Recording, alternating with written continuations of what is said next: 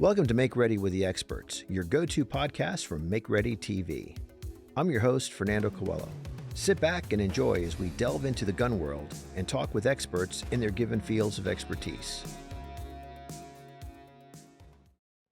I'm Fernando Coelho with Make Ready TV, and in this episode, we have a guest and new instructor with Make Ready TV, Matt Little. Hey, Fernando, thanks for having me. I'm having a good time today. You liar, you. You're so full of shit. I'm actually not. I actually am having a good time. This is fun. So we've been filming today. We had a break for lunch, and we're going to get back on the range and film some more. But thought this would be a good opportunity for us to get out of the heat and talk a little bit about what you do. So for those out there, Graybeard Actual. Yes. Is the business, and we have a cadre of instructors, as you all know, and we're always expanding that cadre of instructors. And as we like to say, everyone is vetted through people we know and the due diligence we do. So let's hear it right from the horse's mouth. Give me some background. Okay. So the long and short of this is that I joined the Army at 18, right? I went to 1st Ranger Battalion, discovered very shortly that my personality type was probably going to be better suited for Special Forces. So as soon as I could get to selection, I went to selection. Was lucky enough to make it through selection the first time. While I was in the pipeline for the Q course, Mogadishu was going on. So all of SF was benched. You know, we weren't really doing anything apart from FID, training foreign troops, which can be fun, but it's not the action you're craving as a young man, right? So I decided to stay in what is known as 20th Special Forces Group, which is in the National Guard. And I was gonna go be a big city cop at the same time, and I figured I'd get my action that way while still getting all the training opportunities of SF and still get to go over and do FID missions with 20th Group, but get some running and gunning as a cop. So I looked for the biggest, nastiest, most crime-ridden city I could find. So I went to Chicago for the next 21 years. And when I got there, like I said, not a whole lot was going on with the military side of things, but I was getting the action I wanted in Chicago. And then shortly after going there, the towers fell. And then I wound up bouncing back and forth between both careers for the next 20 years or so. This was really great for me because I think it gave me, first off, it's kind of the best kept secret of the military. Like 19th and 20th Group are a great deal because you get all of the upside of being in an active duty group, but you also get to have another career, you get to have a life away from Fort Bragg. So it's kind of the best of both worlds. And in my case, it was great for me because both jobs kind of have their bureaucracies you have to deal with. So when I would get tired of one bureaucracy, I could take a step over to the other job for a while and do that one. And then when I get tired of that one, I could go back to the first one. So it kept me from getting burned out. It kept both kind of fresh for me, right? Now, how that relates to what I do now, because I teach firearms and tactics now, is I know a lot of people that have done one or the other of those at the same level I have, right? But I don't really know anybody who's done both at the same level I have. And I think that gives me a unique perspective for the firearms industry because while the principles are universal, they don't change, right? The rules of engagement change, the operational environment changes, your assets change, the legalities change. So I think it gives me kind of a neat perspective on it where I can take the lessons learned from either one and apply them to the other, right? And be able to shift back and forth. The third piece of the puzzle is that rather late in my career, because I'm hard-headed and it took a while for people to convince me, but I started getting into the action shooting sports kind of as an augmentation to my training for work, right? And the way this came about was that I was always comfortably one of the better shooters, if not the best shot, anytime I went to the range for either job, except for two friends of mine. And both of those people were grandmasters in USPSA. So they obviously had something I didn't have because they could outshoot me conveniently whenever they felt like it without even working a sweat up. And I was holding my own against everybody else or doing better than. So I decided to start competing in USPSA. So I went to a match and I was I'm going to admit, I was rather comfortably arrogant. Like I knew I didn't know the game or the rules of the game, but I also knew I was a good shooter, so I figured I would do okay, right? No, they curb stomped me and took my lunch money. They sent me crying back home to curl up under my whoopee on the couch and watch like romance shows on Netflix and cry into my pillow. It was bad. I hate when that happens. It was bad. So I could have done what I see a lot of people do there, which is write it off as not being real. It's just a game, right? And it is a game, it's not tactical. But the truth is, these guys could outshoot me. And I wanted that skill, I wanted what they had. So I put my ego aside, put on my big boy pants, and kept competing and tried to figure it out, right? So I made master in USPSA in about 3 months, which is pretty quick. And then I promptly got stuck because everything I had done up to that point was now becoming a limiting factor at that skill level. Like it had gotten me that far, but I wasn't going to get any further. So for my own improvement, I did like a deep dive into exercise physiology, exercise psychology, sports training, like all of these different topics, trying to figure out how to crack the nut on being a better shooter. Because what I realized is that the guys at the top of the competitive shooting sports train like top athletes. They train shooting like an athletic event. And even though in both of my professions we would talk a lot about tactical athlete, it was really kind of a buzzword. You're not really training like an athlete, even though you should be, because an ODA or a SWAT team is basically a professional sports team with the world's highest stakes. You are a professional athlete, so you should train that way. So this whole process, and it was a painful process, it took me a few years, but it resulted in me becoming a much better shooter. And it also gave me benefits that I did not expect.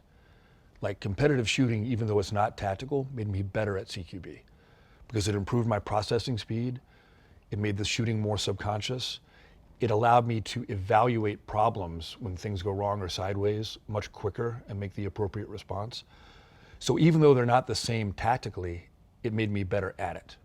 So I really believe there's a lot of benefits even beyond the hard skill of shooting. But even if you just take the hard skill of shooting, more skill is never a limiting factor, right? Mm-hmm. I want to be the best shooter I can be. You can, and I'm not the first person to say this, but I'm going to steal it. You can shoot your way out of bad tactics, but you can't tactics your way out of bad shooting, right? You have to have that hard skill at a high level. So that was the third piece of the puzzle that led to me when I retired creating my training business. And the whole idea behind the way I teach is I'm really trying to give people a comprehensive system that makes sense for them to run their own training, to self-coach, self-diagnose, what drills to pick, how you're getting a particular training effect from working a particular drill, you know, the methodology behind doing the drills, all the psychology, the mental game, all of that stuff. So I put as much of that as I can into my classes, and I put it into a book I wrote. And you know, I'm not a world champion by any means, but I have come a long way from where I was, and I feel pretty confident that this way of training helps people and it works. And that's kind of the concept behind it. So that's the Reader's Digest version of it, right there. I like that. I like that. So the training that you do, geographically, where do you teach? All over, anywhere that wants to host me. So I'm real big in Portland, apparently. Gabe White has a range out there, and like his crew loves bringing me out, so I go out there every year. Okay. I'm going to Pennsylvania this year. I do stuff all through the Midwest. Yep, anywhere where there's a range and somebody wants to have a class, they can reach out to me and we can set it up. Excellent, excellent.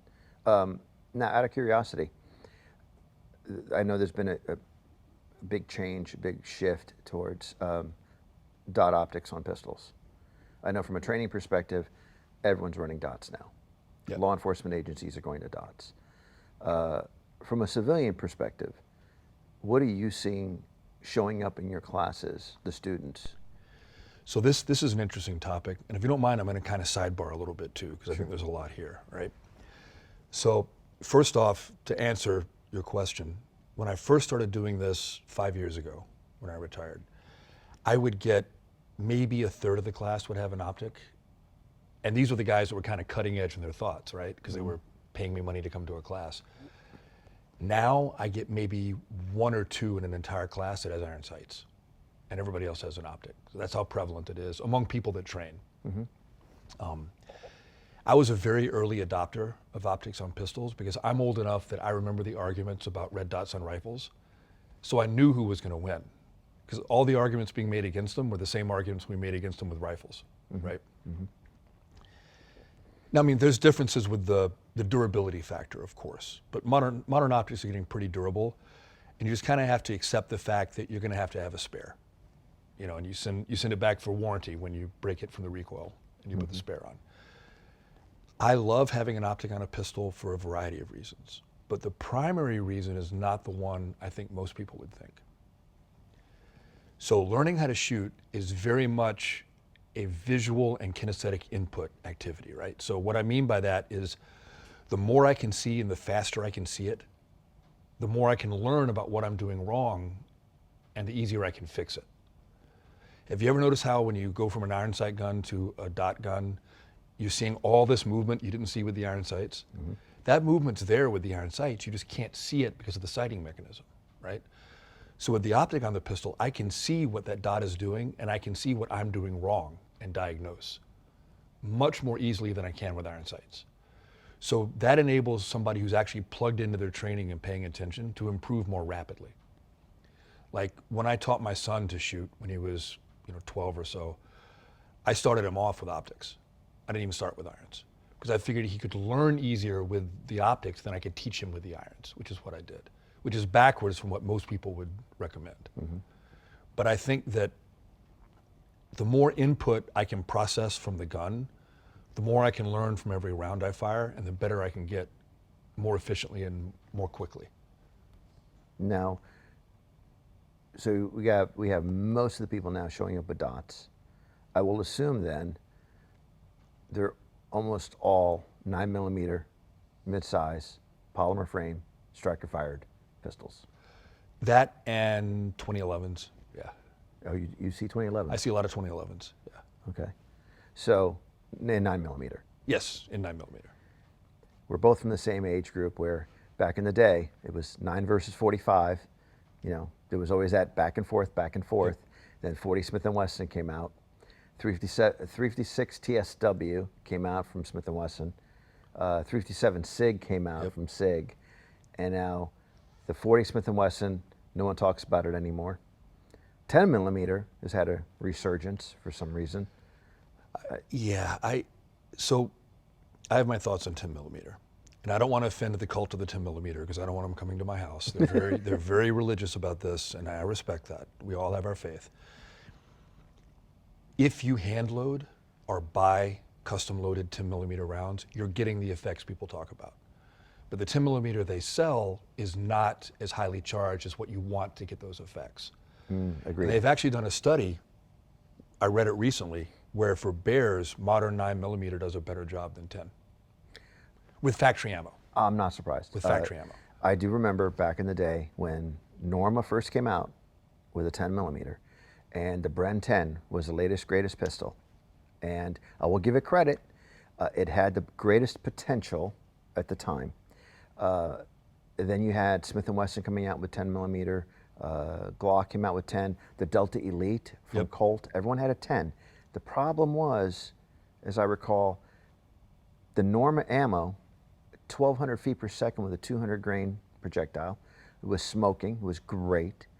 And then, as our gun industry likes to do, they like to soften everything and lighten the velocity, lower the velocity, lighten the recoil, and make it into a glorified 40 Smith & Wesson at that point. So it's like having a 357 Magnum that's loaded a 38 Special. Then why bother? And the way I feel about ammo in general, then I have a funny 10mm story, actually. Or joke, it's not really a story. But, so, at one time, the reason we were looking for something besides 9, whether it's 45 or 40, is because it was an underperformer ballistically at the time. The modern defensive ammo with 9mm works just fine. Like, I don't think you need anything beyond that. And it's kind of like how I feel about the more exotic calibers for the AR, right? 5.56 is so plentiful that I don't really want to go to anything else because 5.56 is so plentiful. Right. And it's good enough. It performs well enough, right? 9mm, the modern defensive ammo performs just fine, and you can get it anywhere, anytime you want. It's readily available. It's more affordable. You hold more rounds in the gun. I don't think there's any longer a valid argument for going to something else for a defensive handgun, personally. I do have a friend who's a cop in Golden, Colorado, who carries an old STI chambered in 10mm on duty. And I'm like, dude, do you get a lot of Yeti in the suburbs of Denver? Like, what are you shooting with this?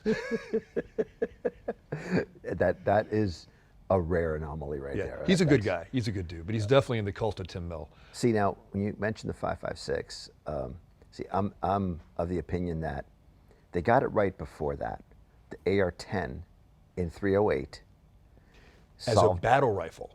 Solved everything. As a battle rifle, the AR-10 is phenomenal. Yes, yes, and this, we do run into this cultural issue here because we are all in the same group where, in the firearms training community, in the people that are watching this video, you have those that are from the law enforcement side, you have those from the military side, then you have the greater likelihood of civilians. Right. Okay? So the civilians, they can run whatever they want to run. Okay, but if you go historically, if you look at the AR-10, and yes, 20-inch, now we have shorter, Yeah. but 308, what did the FN, FAL, FN Para, M14, 308? We introduced the 5.56, 55 grain. And I remember back in the day, we're talking like 80, 81, 82, the magazines used to have 223 versus 308 testing on vehicles, deflection, through windshield, engine blocks, all that nonsense. And I get it. In Vietnam, we went 5.56. And you can carry more rounds than you can 308. And I get all that. But then fast forward in the military side, the stories that I've heard from many operators where you're not putting one round into that Haji. You know, No, you're putting multiple rounds. And you're quite often not getting an immediate stop of the threat. Right. You'll get a delayed, it takes a while sometimes. Yes. Just put it, I'm trying to say this a proper way for the audience without coming across too roughly. But they're not really dead standing. No. They're not. They're No. going They're away. dead and they don't know it. Yes. And this is where, again, my background used to be in the ammunition side. So I always questioned, this can be in the 9mm 45 thing, and this could be in 5.56 and 308. 20 rounds of 308 in your mag. 30 So rounds of 223. we had M14s, the SOP-mod M14s. Mm-hmm. And if we weren't doing a hit on somebody's collide, if we weren't going into a village, if we were out in the mountains, that's what we carried a lot of the time for that very reason. Because you had a little bit better standoff, you could do more damage. Mm-hmm. It's a little bit more accurate of a rifle. And I liked that rifle a lot. I really did. And I love the AR-10. So, and this is where my argument has always been, I understand the 5.56, more rounds, smaller platform. But that said, if you're walking in, you have 30 rounds in your mag, right? And now you're dealing with multiple hostiles, and you're putting 3 or 4 in each hostile, or more, okay? But did you need 3 or 4 if it was 308? There's a flip side to this, though, that a lot of people don't think about. So, and I'm not disagreeing with you, really, because I like 308 rifles. I like AR-10s. I use an AR-10 in Iraq in 04. I use the the M14 in Afghanistan with the SOP-mod. I was getting confused with what my dad gave me when I was a teenager. And I love those rifles, right? And I love them for the exact reasons you're talking about. They're a better battle rifle for more infantry length engagements, right? I like the 5.56 more than 308 stuff for CQB work. Number one, because it doesn't overpenetrate. And 2 is the weapon is lighter, smaller, easier to maneuver in those tight quarters.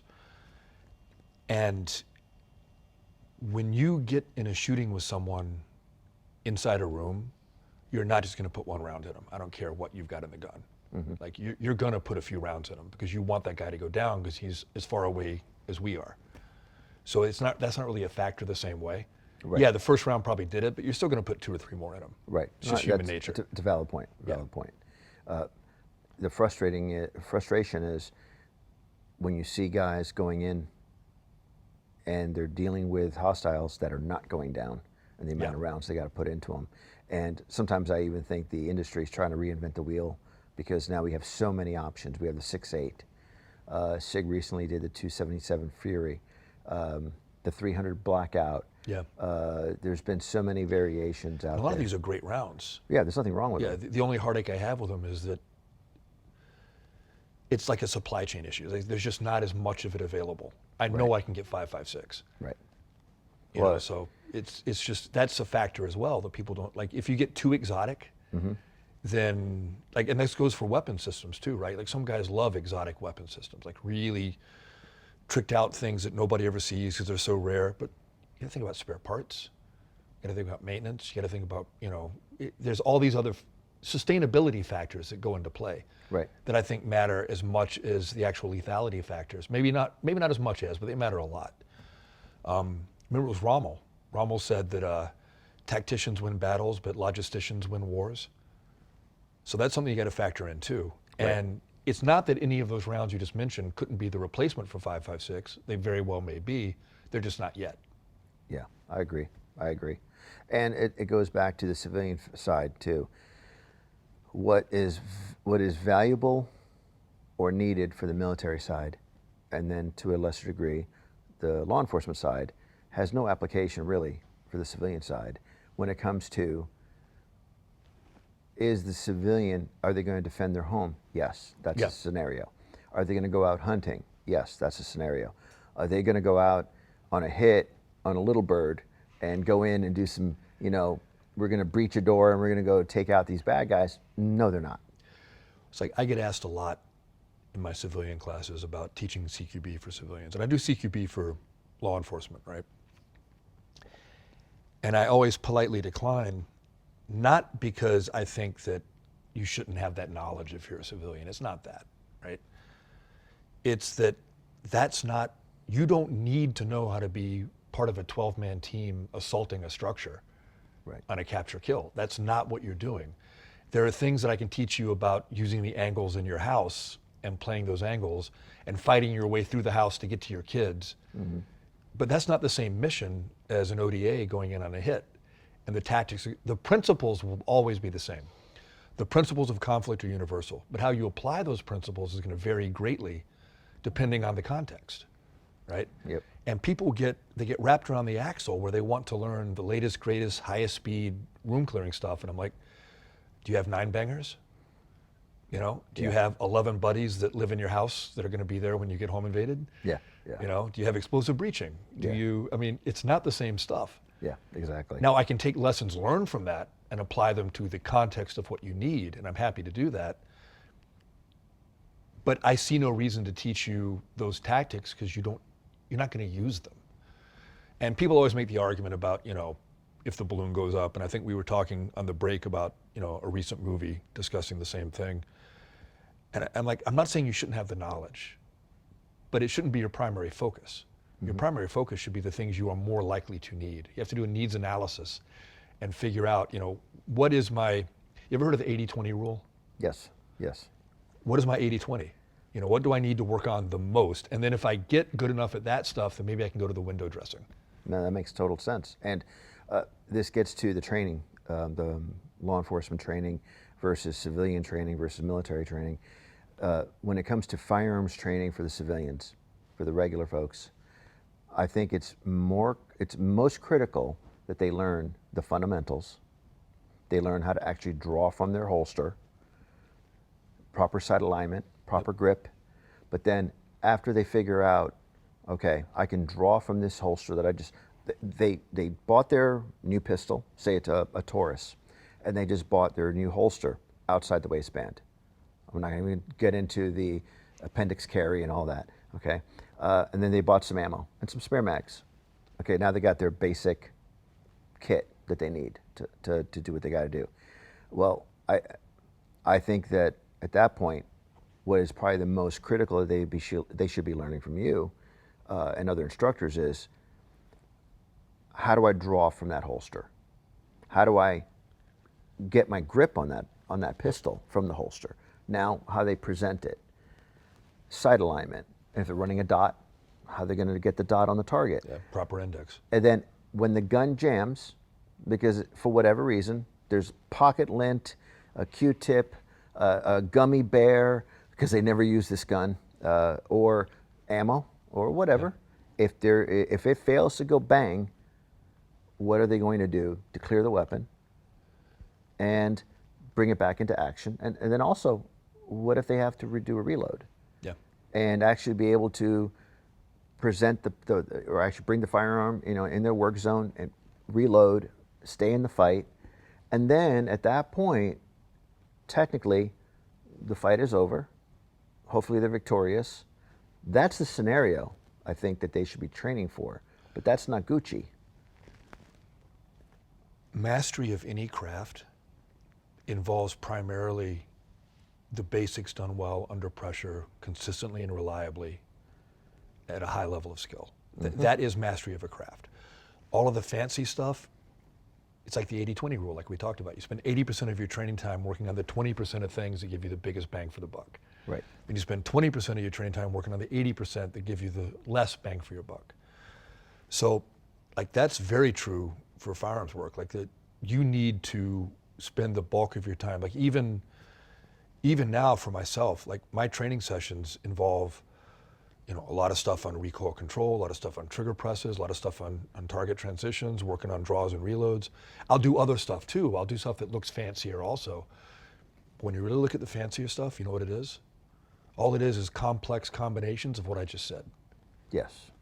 That's all it is. Agreed. And what makes it more difficult is you're combining those things, your task stacking to a more complex level under stress. Mm-hmm. So it makes it more advanced. It's not advanced because you're doing Hondo rolls, like we talked about earlier, right? Yeah. And people misunderstand that, right? Like I've been a martial artist my whole life, and I love martial arts movies, but fights don't look like that. I love the John Wick movies. Gunfights don't look like that either. Yeah. Right? It's cool to watch, it's fun, but no matter how good you are, violence is chaotic and brutal and quick. And you need to have that solid mastery of fundamentals at a level of subconscious competence. And the reason you need that, and that's where most people fail, I think, and they underestimate how much skill they need. They don't need to be a USPSA grandmaster to be able to defend themselves. Of course they don't, right? That's like saying you got to be, a nationally ranked swimmer to be able to go rescue somebody who's drowning in your pool, right? Mm-hmm. You don't have to. Mm-hmm. But what they don't understand is that what they can do standing on a range with nobody putting any pressure on them, and they have all the time in the world, and they can repeat it as many times as they want, right? And they can do one task at a time and not have to do a chaotic and random combination of tasks. That's not really their skill level that they're going to have when the stuff goes south. You've got to have that ability to combine things, and you've got to have that ability to do it at a level that's subconscious, because your conscious mind, number one, if it tries to interfere with your shooting falls apart.